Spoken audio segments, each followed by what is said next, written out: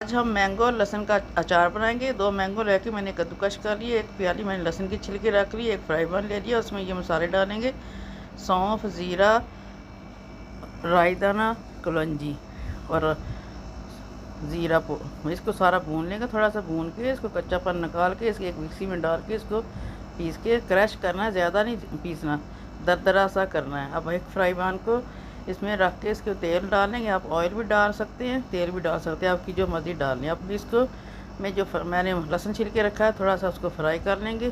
Fry करने के बाद इसका कच्चापन निकल जाएगा।